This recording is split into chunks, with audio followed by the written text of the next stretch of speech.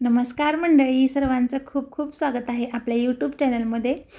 तर आज आपण ना अगदी हाताखालच्या साहित्यामध्ये, अगदी घरात असलेल्या साहित्यामध्ये खूप अशी मऊ बर्फी बनवून तयार होते, अशी बर्फी बनवणार आहोत. तर त्यासाठी नारळ घ्यायचा एक फोडलेला आणि त्याचे असे तुकडे करायचे आणि असं छोटे किसणी असते ना, त्याच्यावरती पाठीमागची साल काढून घ्यायची त्याची. तर खूप पटकन निघते अशा प्रकारे साल. तर त्यासाठी 1 वाटी ओला नारळ, 1 वाटी रवा, 1 वाटी साखर आणि 4 चमचे तूप आणि 4 वेलची घ्यायचीत आपल्याला. तर कढईमध्ये अगोदर तूप गरम करून घ्यायचं व्यवस्थित आणि नंतर रवा टाकून रवा छान असा 5 मिनटं भाजून घ्यायचा आहे. स्लो टू मीडियम गॅसवरती व्यवस्थित रवा भाजायचा आहे आपल्याला मिक्स करत.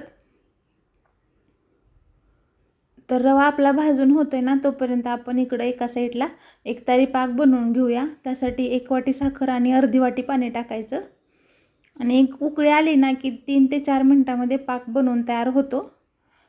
तर उकळी येईपर्यंत तुम्ही गॅस मोठा ठेवू शकता, नंतर स्लो टू मीडियम गॅस ठेवायचा. आता रवासुद्धा छान भाजून झाला आपला 5 मिनटं. त्यानंतर ओलं खोबरं टाकायचं आणि ते सुद्धा व्यवस्थित भाजून घ्यायचं आहे आणखी 5 मिनटं. तर ओलं खोबरं आणि रवा 5 मिनटं असंच मिक्स करत भाजून घ्यायचं. तर छान असं भाजून झाले. त्याच्यामध्ये ना आपण खव्याची टेस्ट येण्यासाठी ना 4 ते 5 चमचे घरच्या दुधावरची साय टाकली आहे मी. तुम्ही मिल्क पावडरसुद्धा पाव कप वापरू शकता याला. तर मिक्स करून घ्यायचं व्यवस्थित. इकडं पाकसुद्धा आपला छान असा शिजून तयार झाला आहे. एक तरी छान असा पाक बनवून झाला आहे. तर या मिश्रणामध्ये ना आता पाक टाकून घ्यायचं आहे आपल्याला आणि हे मिश्रण जे आहे ना एक आणखी 4 ते 5 मिनटं असंच मिक्स करत करत शिजवून घ्यायचे गोळा होईपर्यंत. तर व्यवस्थित मिक्स करत करत शिजवून घ्यायचं त्याचा गोळा होईपर्यंत. सर्व एकजीव होऊन मस्त त्याचा गोळा बनवून तयार होतो. तर छान असा गोळा तयार झाला आहे, बघू शकता तुम्ही.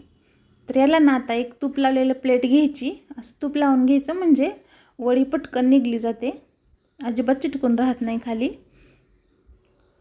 तर सर्व मिश्रण जे आहे ना असं थापून घ्यायचं आहे आपल्याला. जर तुमच्या हाताला चिकटत असेल ना उलथण्याला वगैरे, तर थोडंसं तूप लावायचं म्हणजे अजिबात चिटकत नाही. तर व्यवस्थित थापून घ्यायचं मिश्रण, तुम्हाला जितपत वड्या पातळ किंवा जाडसर पाहिजेत तिथपर्यंत.